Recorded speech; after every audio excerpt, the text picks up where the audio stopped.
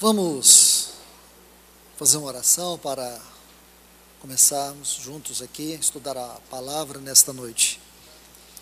Pai, no nome de Jesus, nós queremos te agradecer por esta noite, por este tempo juntos aqui. Nós estamos aqui te pedindo, Senhor, que o teu Espírito Santo, em sua infinita bondade, em seu infinito amor, venha se manifestar nesta reunião com a tua sabedoria, com a tua graça, com o teu amor como o bom pastor que és. Então te peço, Senhor, no nome do teu Filho, vem nos conduzir às águas de descanso, às águas tranquilas. Senhor, precisamos de refrigério em nossa alma. Nós precisamos nos alimentar de ti, Senhor. Então te pedimos encarecidamente, abençoa esta reunião com a tua presença, abençoa esta reunião no derramar da tua palavra. Ó grande Deus, eu venho te pedir em nome de Jesus, ilumina o nosso entendimento, ilumina, Senhor, o nosso coração, que a vida da tua palavra possa jorrar luz dentro do nosso coração, cura as nossas feridas. Lava-nos, Senhor, porque a tua palavra nos lava. Esse é um dos trabalhos mais preciosos que ela tem na nossa vida. Lava-nos. Lava-nos da corrupção do pecado. Lava-nos das impurezas. Lava-nos de tudo aquilo que não te agrada. Ó Deus, trabalha em nossas vidas através da tua palavra. Nós te rogamos em nome de Jesus. Amém. Meus queridos, nós vamos abrir as Bíblias aqui em 1 Timóteo, capítulo 6, versículo 11. Estamos na 37ª lição, esta é a segunda parte. Vamos estudar esse versículo, que é tão rico, tão precioso. Mas tu, ó homem de Deus, foge dessas coisas, segue a justiça, a piedade, a fé, a caridade, a paciência e a mansidão. Aqui eu quero que vocês tomem comigo essa frase: mas tu, ó homem de Deus, foge dessas coisas. Se nós observarmos aqui desde o versículo 3 do capítulo 6, que vai formar o contexto imediato deste texto, nós iremos compreender o que ele quer dizer aqui com estas coisas. Então, se você for observando os detalhes aqui, veja aqui no versículo 3, no versículo 1, é uma exortação que Paulo vai fazer sobre o comportamento dos servos, como eles devem tratar seus patrões, de forma que o nome de Deus é honrado. O versículo 2, ele dá ênfase sobre aqueles que servem a patrões que não são cristãos. E segundo o apóstolo, esses devem trabalhar com mais excelência, pois estão servindo a um irmão que serve o Senhor. Agora, os versículos 3 e 4, Paulo muda o assunto, e aqui a tônica do apóstolo Paulo tem como base o contexto dos principais assuntos que ele vai tratar aqui neste capítulo 6. Se você observar, ele diz assim, aqui nos versículos 3 e 4, se alguém ensina alguma doutrina diferente, que não concorda com as verdadeiras palavras do nosso Senhor Jesus Cristo, com os ensinamentos da fé cristã, ele diz que essa pessoa está cheia de orgulho e não sabe de nada. Aí ele vai dizer mais ainda, que todo tipo de discussão que essas pessoas produzem através dos seus ensinos, possui doenças, produz invejas, brigas, insultos, desconfianças maldosas, discussões sem fim. Ele está simplesmente dizendo que esse tipo de pregação não é o Evangelho. Então é o que vocês vão percebendo aí. E aí ele coloca algo muito interessante. Ele diz que essas pessoas que promovem esse tipo de ministério, entre aspas, e pregam esse tipo de pseudo-evangelho, eles fazem tudo isso com o único propósito: enriquecer-se à custa da fé. Muito sério isso. Versículos 6 e 7, o ensino aqui é que a vida cristã é uma fonte de riqueza, mas para aqueles que têm prazer naquilo que possuem. Aí diz: assim como não trouxemos nenhuma riqueza material para esse mundo, nada iremos levar para a eternidade dele. Importante, porque aqui ele vai colocando princípios. No versículo 8, ele conclui dizendo: se temos comida, roupa, estejamos contentes com isso. Esses textos nós estudamos de maneira exaustiva sobre eles, observando princípios na palavra de Deus, sobre prosperidade, sobre bens materiais, administração financeira. Isto, doutrinariamente, tem um nome. É uma doutrina chamada mordomia cristã. Nós já estudamos sobre isso. Os versículos 9 e 10, observe aí, Paulo faz algumas advertências diretas contra aqueles que são amantes do dinheiro, e dizendo que a ambição pela riqueza é um laço para o pecado. Ele diz que uma pessoa que ambiciona enriquecer-se cai na armadilha da tentação e muitos desejos tolos que levam as pessoas a se afundarem na desgraça e na destruição por amarem o dinheiro, porque o dinheiro passa a exercer o papel de um ídolo em suas vidas. Aí mais ainda, ele diz que muitas pessoas que abraçaram isso, enfraqueceram-se na fé, naufragaram na fé e encheram suas vidas de sofrimento. Então, irmãos, irmãs, depois que você faz toda esta análise contextual, você entende esta frase: foge dessas coisas, foge dessas coisas. Eu quero que você observe muito bem aqui, irmãos, o que Paulo quer dizer é sobre esta palavra foge. Por favor, no capítulo 2 aí, da segunda epístola, algumas folhas adiante, na segunda epístola que Paulo escreve a Timóteo, o capítulo 2, o versículo 22, ele usa novamente essa palavra, ele vai dizer assim: foge também, está vendo aí? O capítulo 2, e o versículo 22, ele vai dizer: foge também das paixões da mocidade. Aí ele, na mesma linha, segue a justiça, a fé, o amor e a paz com os que, com o coração puro, invocam o Senhor. Então, é um princípio aqui nessas cartas. É um princípio que Paulo está colocando para nós. Mas, irmãos, irmãs, permita-me pegar esta palavra foge. Ela é muito importante. Eu vou usar como a base ilustrativa a história de Ló.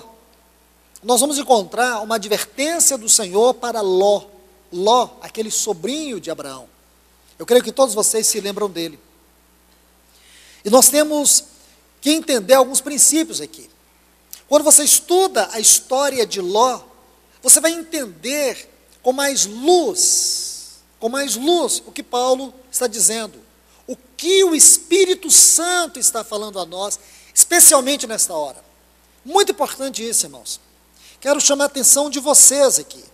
Por favor, vamos a uma série de textos, examinando com cuidado cada um deles. Focando, lembre-se, dessa palavra foge. Paulo está dizendo para Timóteo: escapa, sai disso. É uma questão de urgência. Meus irmãos e irmãs, vê se você consegue capturar o senso de urgência que existe nessa palavra que Paulo dá a Timóteo: foge dessas coisas. Porque se nós não capturarmos o senso de urgência, nós vamos cair mais cedo ou mais tarde nos laços do inimigo. Então, por favor, vamos capturar isso aqui. Vamos observar com cuidado isso aqui. Abra suas Bíblias, aqui em Gênesis. Vamos começar aqui no capítulo 13. Vamos ler os versículos 5 a 10. Mais uma vez, reitero, guarde essa frase, foge dessas coisas. Vamos estudar apenas essa frase na luz da experiência de Ló. De igual modo, Ló, que andava com Abraão, tinha ovelhas, vacas e tendas. E a terra não era suficiente para que habitassem juntos, pois seus bens eram muitos e não podiam morar no mesmo lugar. Houve contenda entre os pastores do gado de Abraão e os pastores do gado de Ló. E os cananeus e os ferezeus habitavam na terra. Disse Abraão a Ló: não haja agora contenda entre nós dois, entre meus pastores e teus pastores, porque somos irmãos. Toda a terra não está diante de ti? Rogo-te que te apartes de mim. Se fores para a esquerda, eu irei para a direita. Se tu fores para a direita, eu irei para a esquerda. Levantou Ló seus olhos e viu toda a planície do Jordão. É aqui que eu quero que vocês coloquem os olhos com mais cuidado. Ele diz assim: levantou Ló seus olhos e viu toda a planície do Jordão, que toda a terra era bem regada, como o jardim, olha a palavra, como, não era como, o jardim do Senhor, como a terra do Egito, na direção de Zoar. Egito é uma figura do mundo. Egito é uma figura do mundo. Como a terra de Zoar. Essa palavra Zoar significa insignificância. Preste atenção, irmãos. Detalhes que não podem escapar dos nossos olhos. Ele diz assim: como a terra de Zoar, antes do Senhor ter destruído Sodoma e Gomorra. Então, apenas aqui, irmãos, quero que vocês olhem para esses textos aqui, porque são importantes demais. Alguns pontos que o Senhor vai nos mostrar aqui. Quando você estuda esse versículo, você vai ver alguns detalhes. Aquela contenda que houve entre os pastores de Abraão e Ló serviu para muitas coisas. Dentre elas, primeiro, revelar o coração de Ló. Repito mais uma vez. A contenda dos pastores de Abraão e Ló serviu para revelar o coração de Ló. Porque quando o seu tio deu para ele a oportunidade de fazer uma escolha, ele olhou uma terra, aparentemente muito atrativa. Ele se sentiu atraído. Ele viu aquela terra muito bonita, uma terra que inspirava prazer, uma terra que inspirava prosperidade. Ele viu aquela terra como se estivesse olhando para o jardim do Senhor. E a Bíblia diz dessa terra da seguinte forma: levantou Ló os olhos e viu toda a campina do Jordão, que era bem regada. Só que tem um parêntese aí. Antes do Senhor haver destruído Sodoma. Sabe o que significa Sodoma? Ardente. E Gomorra, submersão. Como o jardim do Senhor, como a terra do Egito, como quem vai para Zoar. Então nós temos três palavras importantes aqui: ardente, submersão, insignificância. Veja o que estava diante dele. Mas como ele não foi capaz de discernir que aquela era uma terra de maldição, o que ele estava vendo como o jardim do Senhor era algo insignificante. Era uma terra que estava ardendo em pecado. Era uma terra que estava ardendo em corrupção. Que terra é essa? É a terra de Sodoma. Está vendo aqui? Aí Gomorra, submersão. Era uma terra que estava afundada em todo tipo de prática pecaminosa. Os termos foram colocados aqui, irmãos, aleatoriamente? Não. O Espírito Santo é extremamente cuidadoso. Veja isso aqui. Mas ele não viu. O que ele viu? Ele viu uma grande oportunidade. Ele viu que ali era o futuro dele. Ele não disse para o seu tio: escolhe o Senhor é mais velho. Não. A cobiça do seu coração o levou a buscar um lugar onde Deus já havia amaldiçoado. Esses nomes aqui, eles traduzem o verdadeiro sentido da vida de Ló, das escolhas dele. Uma ardente submersão à insignificância. Talvez poderemos descrever assim a história de Ló. Uma ardente submersão à insignificância. São o significado dessas três cidades aí. Mas o caminhar de Ló a Sodoma é uma advertência para nós. Observe aqui, por favor, versículo 12. Acampou Abraão na terra de Canaã. Está vendo aí? Agora observe, Ló, nas cidades da campina. Agora, por favor, vê se você consegue aí sublinhar essa frase. Ia armando suas tendas até Sodoma. Se vocês se lembrarem bem, as últimas mensagens que nós estivemos estudando aqui, neste capítulo 6 da Epístola a Timóteo, era sobre o mundo, sobre o mundanismo, sobre o poder do mundo, sobre o poder sedutor do mundo. Então você vê, ele não foi diretamente para Sodoma, ele foi armando suas tendas até chegar em Sodoma. Porque o mundo é assim, irmãos, ele vai nos atraindo aos poucos. A queda no mundo é uma queda terrível, porque quando o mundo nos captura, você vai ver biblicamente alguns princípios, permita-me colocar para vocês. Primeiro, espiritualmente falando, o mundo é uma entidade espiritual. Segundo, a Bíblia diz que Deus criou os céus e a terra. Então, como que o mundo, como entidade espiritual, aparece no contexto da Bíblia? Ele aparece através da geração de Caim, em Gênesis 4.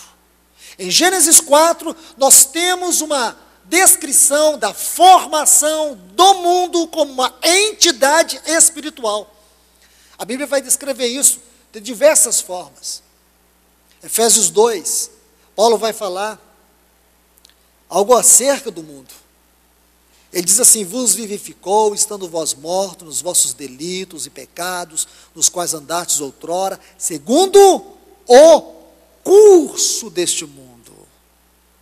Curso, o mundo tem um curso. O mundo tem um mover que é natural a ele mesmo, que é peculiar a ele. É como o leito de um rio. Assim é o curso do mundo, que segue sua trajetória, que segue os seus movimentos, que tem a sua direção. E a direção do mundo nunca converge para o propósito de Deus. Porque o mundo, como entidade espiritual, é uma oposição a Deus. A Bíblia vai dizer que Satanás é o príncipe deste mundo. O Senhor Jesus diz em João 14, aí vem o príncipe deste mundo. Ele não tem nada em mim. O apóstolo João escreve na sua epístola e diz que o mundo ele está enterrado no maligno. Então, quando você observa esses textos na palavra de Deus, você descobre que é uma entidade espiritual e que ela se formou a partir da geração de Caim. A partir da geração de Caim, o mundo começa a existir como entidade, onde o homem passou a ser governado pela força da sua carne, procurando ter a partir de si mesmo e para si mesmo e de si mesmo a provisão, a proteção e o prazer. Então aqui está uma descrição, mesmo que sintética, acerca do mundo. Portanto, meus irmãos, quando você vê essa figura aqui de Sodoma, é a característica mais pervertida daquilo que podemos ver o mundo como essa entidade espiritual. É a característica notável do mundo em sua perversidade, em sua corrupção. Então é muito importante vocês observarem isso. Ló ia armando suas tendas até Sodoma. Ele não foi diretamente para Sodoma. Ele foi sendo atraído pelo espírito de Sodoma. Veja aqui, a ideia é que lentamente ele foi caminhando, sendo capturado por aquela vida mundana que caracterizava Sodoma. Meus irmãos, temos que ser cuidadosos, porque a palavra mundanismo, ela vem de mundo. Mundanismo é aquilo que é inerente ao espírito do mundo. Mundanismo tem a ver com comportamento, tem a ver com caráter, com atitudes, que contrapõe, que está na contramão daquilo que é sagrado, daquilo que é piedoso. E infelizmente, aquela linha que dividia a igreja e o mundo parece que não existe mais. E o mundanismo tem, com todas as suas formas, tomado espaço no meio do povo de Deus. Hoje nós não nos preocupamos com a palavra consagração, com a palavra santidade. Essas palavras perderam o seu valor, porque nós temos deturpado o significado e a prática dessas palavras. Nós precisamos voltar, irmãos, à prática do Evangelho. Olha o que Paulo diz para Timóteo: foge dessas coisas. Está vendo aqui? O mundo está traindo este homem está caminhando lentamente para uma esfera na qual está o juízo de Deus. Deus iria julgar esta região, este lugar que Ló se sentiu atraído, era o lugar que estava debaixo do juízo de Deus. Aquela terra bonita, que ele disse assim, que sentiu que era como o jardim do Senhor, mas não era ali que Deus estava descansando. Sodoma e Gomorra não era o lugar do prazer de Deus. O mundo não é lugar do prazer de Deus. O lugar do prazer de Deus é entre o seu povo, é na sua igreja, aonde o seu filho está, porque todo o prazer do Pai está no seu filho, e onde o seu filho está, o Pai está. E o mundo, ele odiou o nosso Senhor. O mundo o condenou, o mundo não o quer. Se o mundo não o quer, muito menos amará a Deus. O Senhor Jesus disse que o mundo nos odeia. É incrível, irmãos. O mundo tem ódio de nós. E muitos cristãos amam o mundo. Que contrassenso. Esse é o cúmulo do pináculo do contrassenso. Agora, por favor, vamos avançar aqui, mais adiante, ganhando tempo, no capítulo 19 de Gênesis.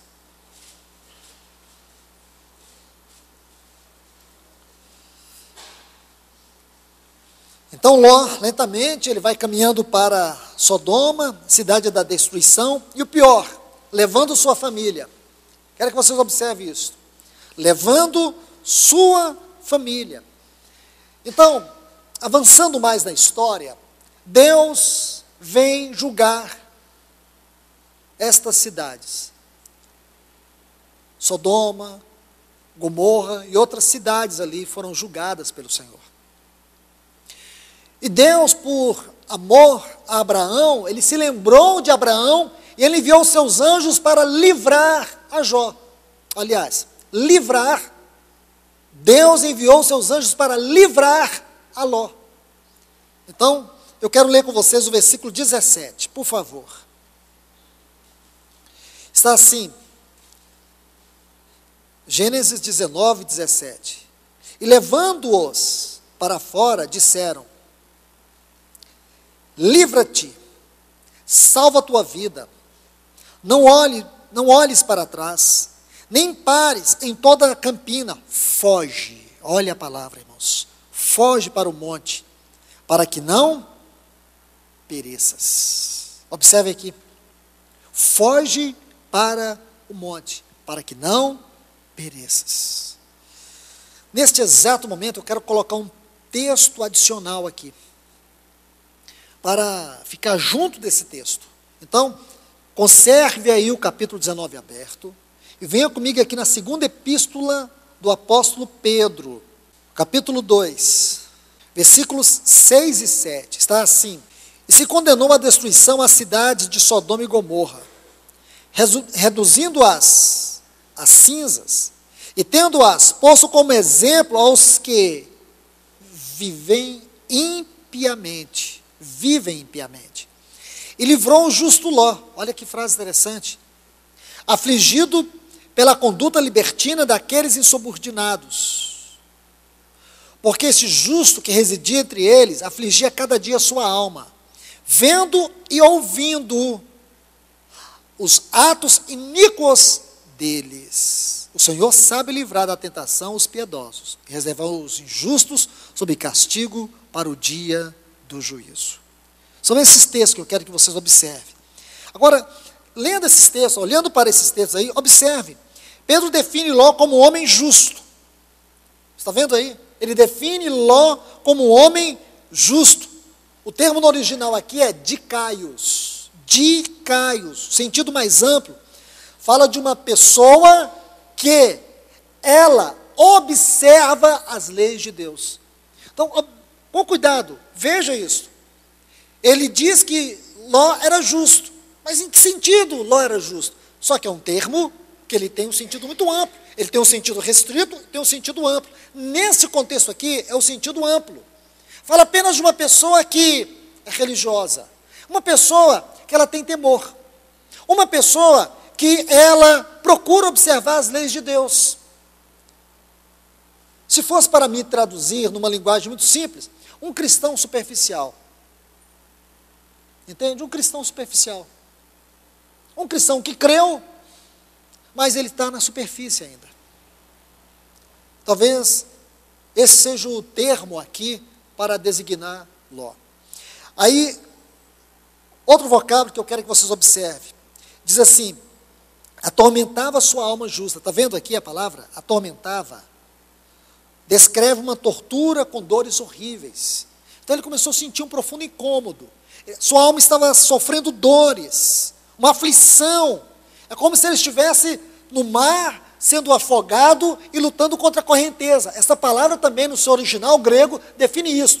Uma pessoa que está sufocada dentro do mar, nadando contra o vento, e ela vai morrer afogada. Era assim que Ló estava vivendo lá em Sodoma. Ele estava se sentindo atormentado, como que sufocado pela vida ímpia, aonde ele havia colocado o seu lar, aonde ele havia levado sua família. Então é muito importante, irmãos, você observar esse texto aqui, porque ele vai nos ensinar, nos explicar a situação de Ló lá em Sodoma, como ele estava vivendo lá.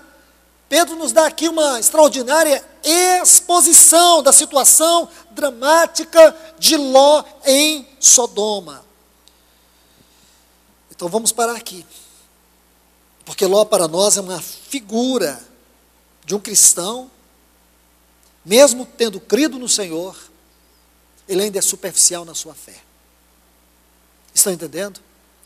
Mesmo ele tendo sido justificado, mesmo tendo crido e sendo justificado, é uma pessoa que não desenvolveu a sua salvação no temor do Senhor. Ele não cresceu. Essa é uma figura que Ló representa.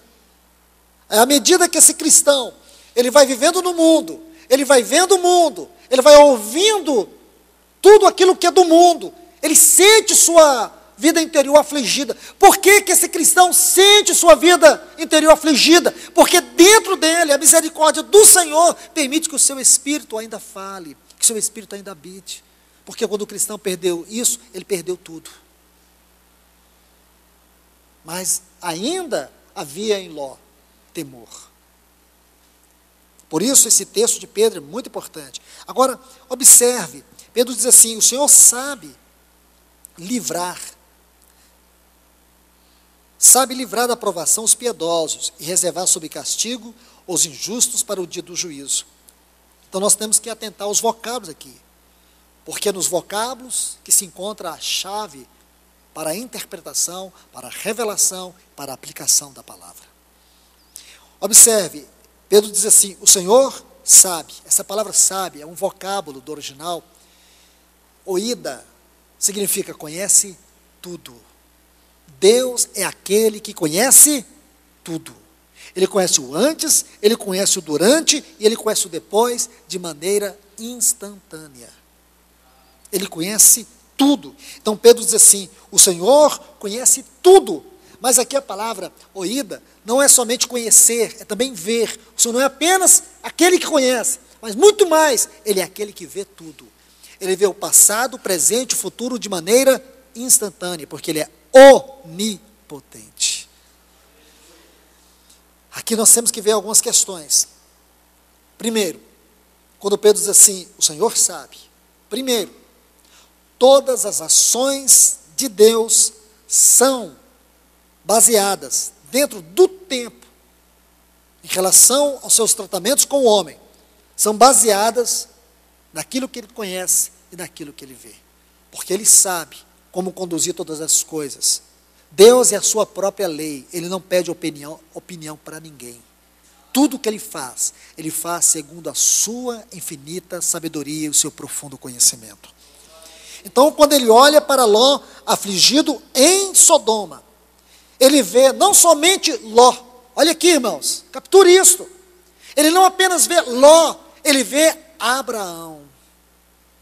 E você vai ver que a Bíblia diz que quando o Senhor foi destruir Sodoma, ele se lembrou de Abraão. Deus não apenas viu Ló afligido em Sodoma, ele viu também Abraão, porque com certeza Abraão deveria, penso eu, interceder a Deus pelo seu sobrinho. Lá no capítulo 18, agora a gente vai ver alguns textos, e dá a entender isso. Quando Abraão diz assim, tu vais destruir o justo com o ímpio? E Deus diz assim para Abraão, se tiver um justo em Sodoma, eu não vou destruir. Destruirás o justo com o ímpio? Se tiver 50 justo lá em Sodoma, o Senhor diz assim, não destruirei Sodoma, se eu encontrar 50 justos. Se tiver 45, não vou destruir. Se tiver 10, não vou destruir. Mas só tinha 4. E desses 4, só um que Deus chama de justo. Deus não encontrou 10 pessoas justas em Sodoma. Tinha 4 e só um era justo. É o que a Bíblia diz, o justo Ló. Está no capítulo 18, depois a gente vê. Os versículos 23 a 33, anota aí. Porque quando ele olha, ele vai ver isto. Vamos aqui, vamos abrir nesse capítulo. A gente não vai poder ler tudo, claro, né, irmãos? A gente retornar aqui para Gênesis. Gênesis 18. Está vendo o versículo 23? Destruirás também o justo com o ímpio? Talvez haja 50 justos dentro da cidade. Destruirás também e não pouparás o lugar por amor dos 50 justos que estão dentro dela? Aí diz assim, longe de ti fazeres tal coisa, que faças morrer o justo com o ímpio, e que seja o justo tratado como o ímpio, longe de ti seja, ó juiz de toda a terra, não hás de fazer o que é justo? Aí o Senhor responde, se eu achar em Sodoma 50 justos, dentro da cidade pouparei todo lugar, por amor deles. Aí por amor a Abraão, Deus poupou Ló. Estão vendo aí, irmãos? Consegue capturar isso? Por amor de 50 justos, Deus pouparia toda a cidade. Mas Deus não encontrou. Mas por amor a Abraão, Deus poupou Ló. Então a grande questão aqui é justamente esta. Mas tem um detalhe, irmãos. Quando os anjos chegam para tirar Ló de Sodoma, eles dizem, aqui no versículo 17, por favor, capítulo 19, versículo 17. Vamos retornar aqui para a gente continuar nosso estudo na sequência. Gênesis 19, 17. Vamos retornar o texto. Então a gente já viu aquele texto lá de 2 Pedro 2, 7. Esse texto lança uma grandiosa luz aqui nesse versículo 17 do capítulo 19. Importantíssimo isto. Aí está assim, irmãos. Os anjos, levando-os para fora, disseram, escapa por tua vida, foge. Está vendo aí? Não olhes para trás. Não te detenhas em toda a campina, escapas, foge para os montes, para que não pereças. Estou lendo aqui na Reina Valera. Então, observe, irmãos, versículo 26 aqui do capítulo 19. Então, a mulher de Ló olhou para trás dele e se tornou a estátua de sal. Ele perdeu sua esposa. Quero que vocês observem isto, porque tem princípio aqui, irmãos. Ele perdeu sua esposa. O versículo 17 diz que eles deveriam sair de Sodoma e não olhar para trás. Por isso que esse versículo 17 é vital para nós entendermos o versículo 26. Se você observar aqui, por favor, veja o 17, nós já vimos. Agora, veja o 26, também já vimos. Quando você lê esses dois textos, eles se autoexplicam. Você vai conseguir entender o que aconteceu ali. Porque o que o Senhor tem a nos dizer é algo muito sério, irmãos. Nós podemos perder nossos entes queridos se nós não observarmos princípios aqui.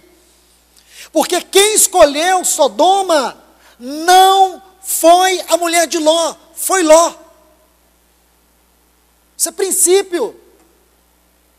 Se você escolher o mundo e você levar seus filhos para lá, você pode perdê-los lá. Então isso é um princípio, observe isto. Não foi a mulher de Ló, e nem tampouco suas filhas. Você não vê influência delas, foi ele. Ele era o cabeça no seu lar. Ele encabeçava a expressão do Senhor no seu lar. Por isso que é importante a nossa posição, irmãos. Pode ser que o seu cônjuge tenha um coração mundano, pode ser que seus filhos tenham um coração mundano. Permaneça diante do Senhor. Porque se você permanecer diante do Senhor, você pode ser um refúgio para eles. Mas se você, como expressão do Senhor, falhar, você não tem voz diante do Senhor na sua casa. Você pode ver tudo indo de água abaixo, mas se você tem um caminho aberto diante do Senhor, não está tudo perdido. Não está tudo perdido. Olha que princípio está aqui, irmãos. Foi ele que escolheu, não foi a sua esposa. E ele pagou caro com isso. Ele sofreu a consequência. Ele foi livre para fazer a sua escolha para Sodoma, mas sofreu amargamente pelas suas consequências. Observe, irmãos, as palavras do anjo, ou dos anjos aqui, os dois, né? Eles disseram assim: livra-te. Está vendo aí, versículo 17 do capítulo 19, livra-te. O sentido aqui é corre. A tradução dessa frase aqui, livra-te, a tradução aqui do hebraico é corre, corre, sai rápido. Essa é a palavra do Senhor para nós, saia rápido. Este mundo vai ser destruído. Apocalipse capítulo 8, capítulo 9, capítulo 10. Veja esses 3 capítulos. Esses capítulos tratam do juízo de Deus sobre este mundo. Um dia Deus julgará este mundo. Deus julgará esta terra. Deus julgará este país. Deus julgará. Esse mundo não é um lugar confortável para nós. Nós estamos no mundo, mas nós não somos do mundo. A Bíblia diz que aquele que ama o mundo, o amor do Pai não está nele. Uma pessoa que ama o mundo está desguarnecida. Pensa, irmãos, é isso que diz, o apóstolo João escreveu sobre isso. Uma pessoa que ama o mundo, ela está desguarnecida do amor de Deus, porque o mundo é uma feroz oposição a Deus. Diz, livra-te, está vendo? Corre. Depois, observe aí, salva tua vida. Salva tua vida. A palavra vida aqui é muito interessante. É o termo hebraico nefesh, para alma. Alma. Vida da alma. O que é a vida da alma? A alma, ela tem 3 faculdades. Essas 3 faculdades, elas definem o que sinto, o que penso e o que quero. Mente, vontade e emoções. As 3 faculdades da alma: mente, vontade e emoções. Mente, o que penso. Vontade, nossos desejos. Emoções, o que sinto. O que sinto, o que penso e o que quero. Aqui reside, irmãos, um ponto de grande conflito. As mais terríveis batalhas do universo. Ouça isto. As mais terríveis batalhas do universo. As batalhas que irão definir o nosso futuro, elas não se encontram fora de nós, dentro de nós. A mais terrível luta do céu contra o inferno, ou do inferno contra o céu, não se encontra fora de nós, dentro de nós. Escute isto. Os maiores ataques de Satanás contra Deus não se encontram fora de nós, se encontram dentro de nós. Guarde isto. Salva a tua vida. Então é isso que você vai ver. Salva a tua alma. A Bíblia fala assim, que adianta um homem ganhar o mundo todo e perder a sua alma? Lembra quantas exortações o nosso Senhor Jesus deu sobre a salvação da alma? A continuação do versículo diz assim: não olhes para trás, não olhes para trás, nem pare em toda a campina. Está vendo esse vocábulo, olhos aqui? É interessante, irmãos. Se você puder escrever para nunca esquecer, então escreva. A tradução aqui é contemplação. Lembra quando Deus diz assim para Abraão, olhe para os céus, veja as estrelas. Sabe o que Deus está dizendo para Abraão? Olhe para os céus, contemple as estrelas. Essa palavra contemple aqui é o mesmo termo aqui. Então, olha o que o texto diz, não olhes para trás, não contemple aquilo que está lá no mundo. Essa palavra é muito interessante, o sentido dela, a tradução dela do hebraico, significa aquilo no qual nós concentramos as nossas emoções. Eu quero que vocês entendam isso, porque se você entender isso, você vai entender o versículo 26. Porque é o mesmo termo, diz que ela olhou para trás. E é o mesmo vocábulo no hebraico aqui, o mesmo vocábulo aqui do versículo 17 é o mesmo do versículo 26. Então, o que significa, não é que a mulher de Ló saiu e olhou para trás. É muito mais do que isso. É que o coração dela ficou lá atrás. É que o coração dela estava no mundo. E aqueles que têm o seu coração no mundo, dificilmente poderão entrar no descanso do Senhor. Porque a Bíblia diz, se alguém amar o mundo, o amor do Pai não está nele. Aqui fala de salvação da alma, tem a ver com o reino. Preste atenção nisso, irmãos. Não é um assunto para a gente parar, ponderar, por muitas oportunidades. Que riqueza nós encontramos nesses dois versículos.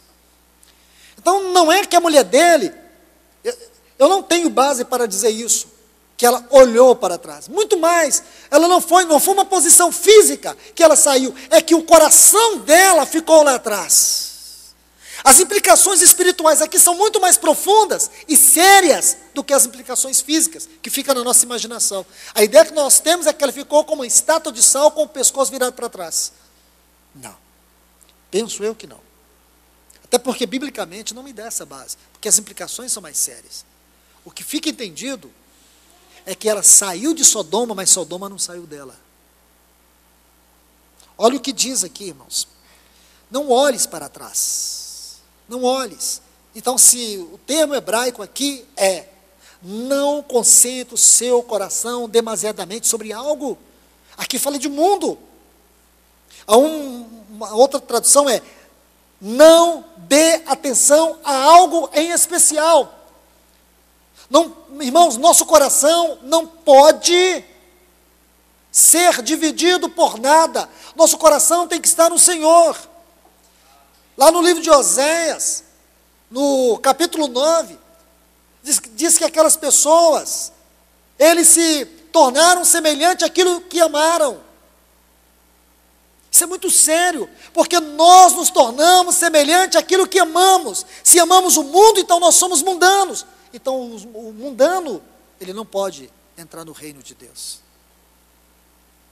Sua alma não será salva. Aqui fala daquele tratamento dispensacional que nós encontramos em Mateus capítulo 24, a partir do versículo 46. Aí você tem a parábola das 10 virgens do capítulo 25. Aí na sequência você tem a parábola dos talentos. Tudo vai tratar deste assunto. Salvação e reino. Então, queridos, observe. Foge, você vai ver aqui são 4 imperativos. Livra-te, salva a tua vida, não olhes para trás, foge para o monte, para que não pereças. É mais um imperativo, que transmite a ideia de escapa-te, para que não sejas destruído. Porque essa palavra que pereças é destruição. Então escapa-te, foge, não fique brincando.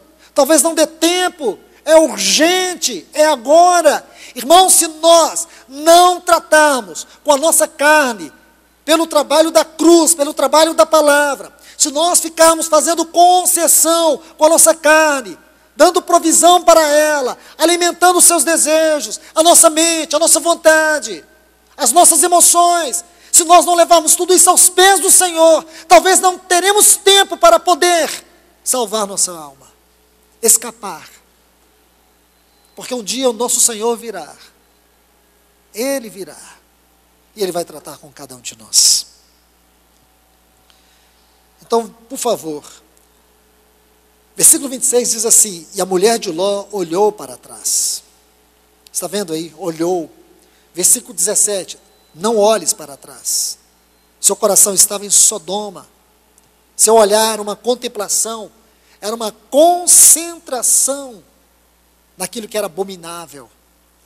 A ordem do Senhor veio na forma desses imperativos: livra-te, salva a tua vida, não olhe para trás, foge, para que não pereças. Aqui é só uma síntese desse versículo 17. Aí diz que ela se tornou em uma estátua. Por favor, irmãos, sublinhe isso aí. Porque a tradução dessa palavra estátua, na língua hebraica, dá a ideia de uma representação física. A tradução do hebraico da palavra estátua fala de uma representação física. Olha aí. Permita-me colocar um texto para ganharmos mais luz sobre essa palavra estátua. Lucas capítulo 17. É um texto tão curto, eu vou citar para vocês. Nosso Senhor diz assim: lembrai-vos da mulher de Ló. Por que o Senhor diz lembrai-vos? A palavra aqui, lembrai-vos, a tradução dela do original, fala assim: esteja atento.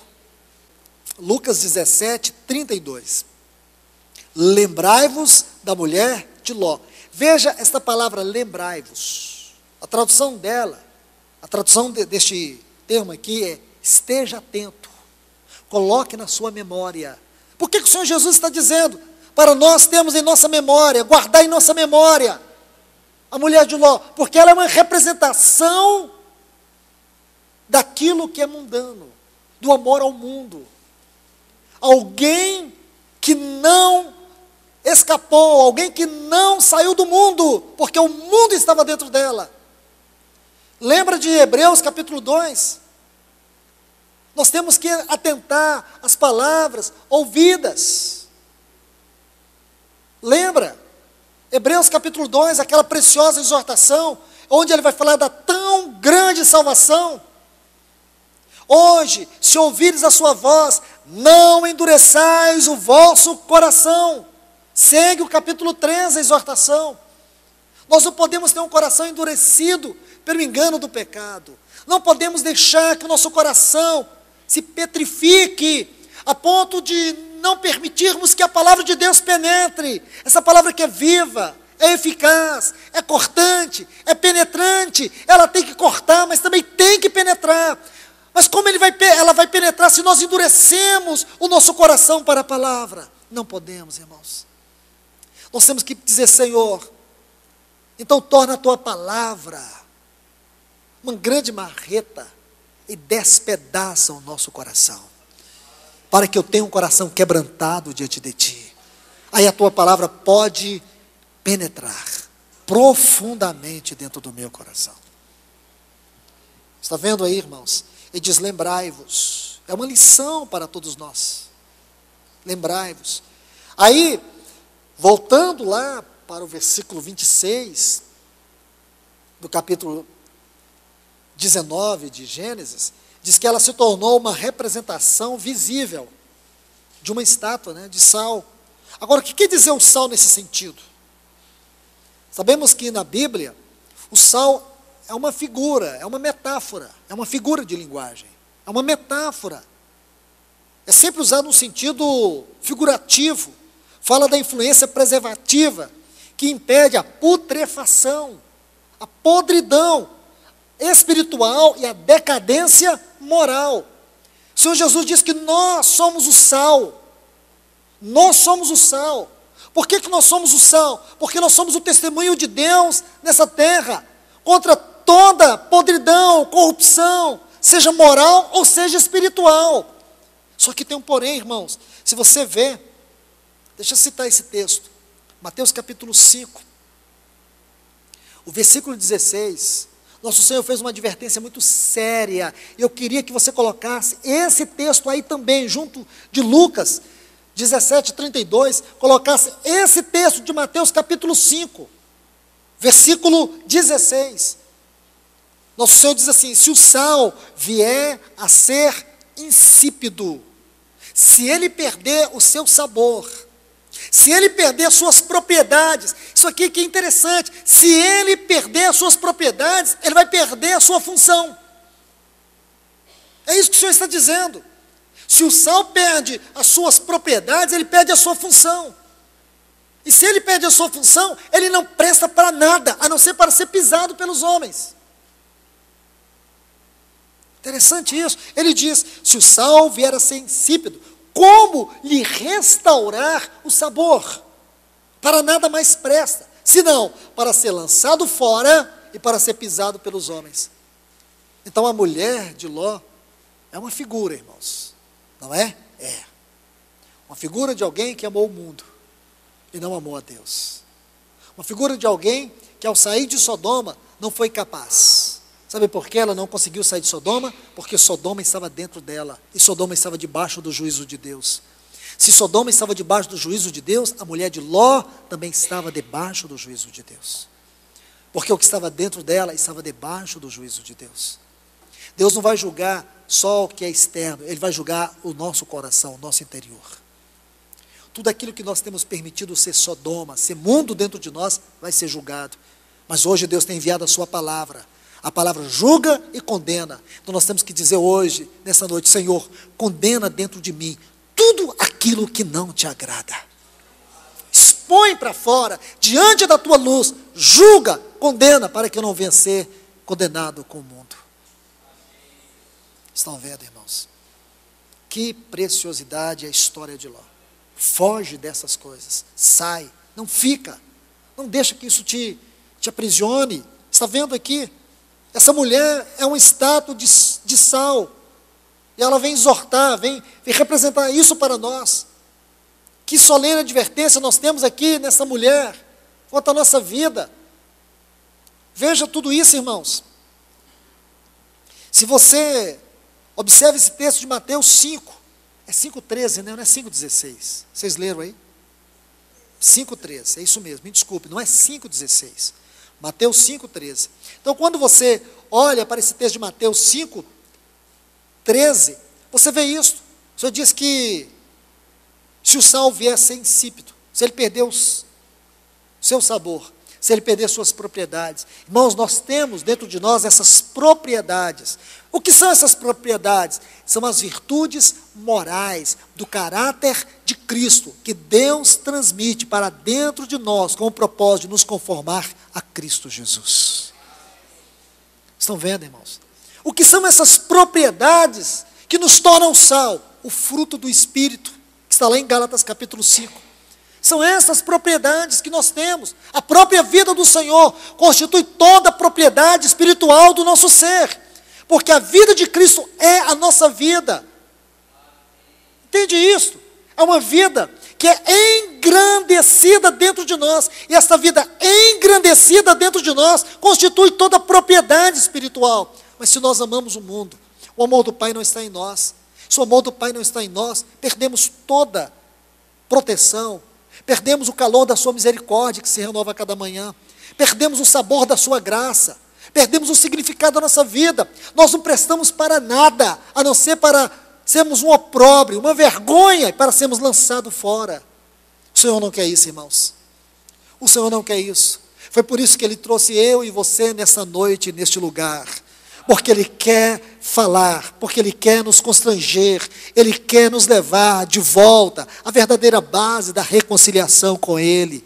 O Senhor está nos trazendo de volta para Ele, para expor qualquer situação negativa, qualquer situação mundana, seja ela em que esfera for, em que estado for, que ela tenha se encontrado dentro de nós, o Senhor quer extirpar isso para poder nos reconciliar com Ele, para guardar a nossa vida. Então ele diz, se o sal vier a ser insípido, essa palavra insípido aqui, a tradução significa perder suas forças, perder sua propriedade. O cristão não pode perder a sua propriedade ou as suas forças. E aonde está a força do cristão? Na vida de consagração. Na vida de consagração está a força da vida do cristão. Quando nós perdemos a consagração ela se manifesta em diversos aspectos no sentido prático. Primeiro, nossa vida ela é consagrada no sentido objetivo. Quanto à questão objetiva, nossa vida pertence ao Senhor. Nós somos o templo do Espírito Santo. Nós somos o lugar da habitação de Deus. Esse é o aspecto objetivo. Mas também, essa consagração ela tem um aspecto subjetivo. Ela tem um aspecto prático. Isso desenvolve no caráter da nossa fé, da nossa devoção, a maneira como nós servimos ao Senhor, a maneira como nós vivemos nossa vida espiritual, a maneira como nós caminhamos com o Senhor.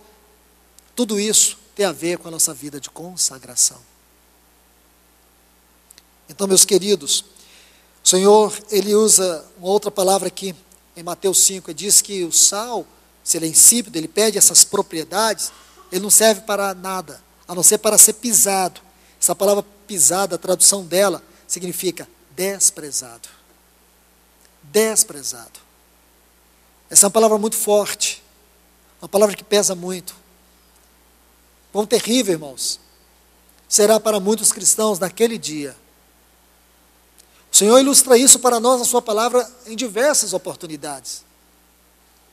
Como lá naquele texto de Mateus, capítulo 7, que nós estudamos há pouco, desde o versículo 21, quando ele diz, nem todos que me dizem Senhor, Senhor, entrarão no reino dos céus, mas aqueles que fazem a vontade de meu Pai.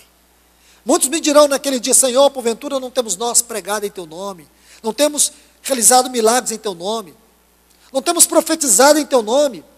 Eu lhes direi explicitamente, apartai-vos de mim, lançado fora, apartai-vos de mim. Aí logo em seguida, ele vai falar sobre o lugar que a sua palavra deve ocupar na nossa vida. Ele diz que todo aquele que ouve a sua palavra e as pratica, é como o homem que edificou a sua casa sobre a rocha. Vai vir vento, vai vir tempestade contra aquela casa, mas não a derrubará. Mas aquele que ouve as palavras do Senhor e não as pratica, despreza a palavra do Senhor, é como o homem tolo que edificou a sua casa sobre a areia.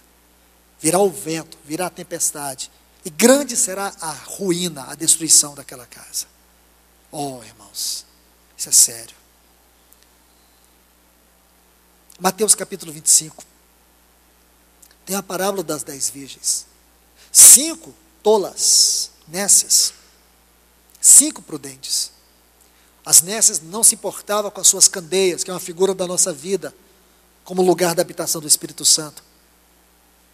A candeia, ela serve para conter o azeite, para trazer luz.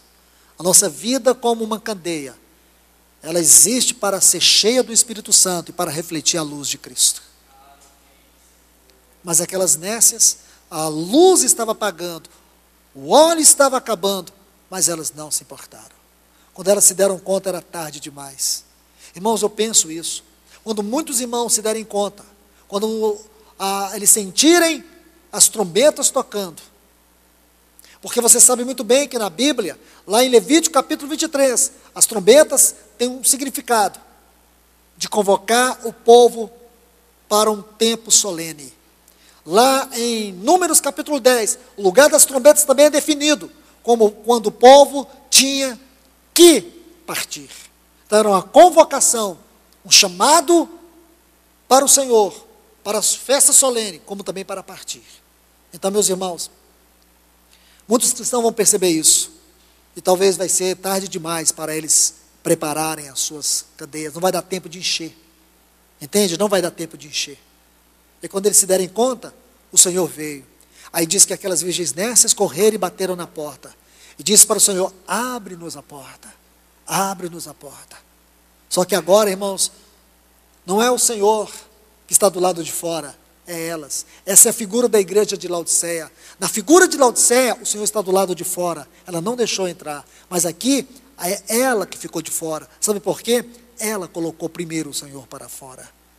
Aqueles que fecham a porta para o Senhor, um dia baterão na porta do Senhor e não acharão. Mateus diz assim: batei, batei, abri-se-vos-á. Hoje, irmãos, está no tempo de bater. Se você bater, o Senhor vai abrir para você. Se você buscar, você vai achar. Porque Ele tem uma boa medida, recalcada, sacudida e transbordante para você, agora. Então preste atenção em tudo isso. Veja, irmãos, que solene advertência nós temos aqui da parte do Senhor. Foge dessas coisas. Vamos fugir. Vamos sair de tudo aquilo aonde o Senhor não está. Vamos deixar tudo aquilo que o Senhor não ama. Vamos, irmãos. Seja em que situação for. Vamos abandonar todas as concessões que nós temos feito com a vida da nossa alma. Vamos, irmãos. A gente tem encontrado muitos cristãos tão presos às coisas desse mundo. Coisas que as pessoas não veem mais problema em nada. Nada, nada. Você vê avalanche de cristãos que ficam até de madrugada para assistir lutas violentas. Homens se arrebentando. São loucos por isso. Estou falando de cristão, não estou falando do mundo não. Mas se você chamar eles para orar de madrugada, eles não aguentam 5 minutos. Você vê as pessoas ficam desesperadas para saber qual será o próximo filme para poder ir no cinema assistir. Estou falando de coisas pequenas demais, mas é isso, irmãos. Se eles estão fazendo as coisas pequenas, imagina as grandes. Como essas coisas, a sedução de tudo, da moda, de seja lá o que for, essas coisas são tão pequenas. Judas também, irmãos, você pensa, 30 peças de prata, pouco demais. Mas muitos de nós temos negado a nossa fé e temos exposto o Senhor ao opróbrio em nossa vida por muito menos. Muito menos. Mas que essa noite você possa ir aos pés do Senhor. Que nessa hora você possa ir diante do Senhor. Porque o Senhor conhece o meu coração. O Senhor conhece o teu coração. O Senhor conhece cada um de nós. Ele sabe aonde eu preciso ser tratado. Ele sabe aonde cada um de nós devemos ser tratados. Que o Senhor nos ajude, irmãos. Que esta palavra, como a espada do alto, ela penetre nos nossos corações. E que ela realize para a glória do Senhor o trabalho de Deus em nós.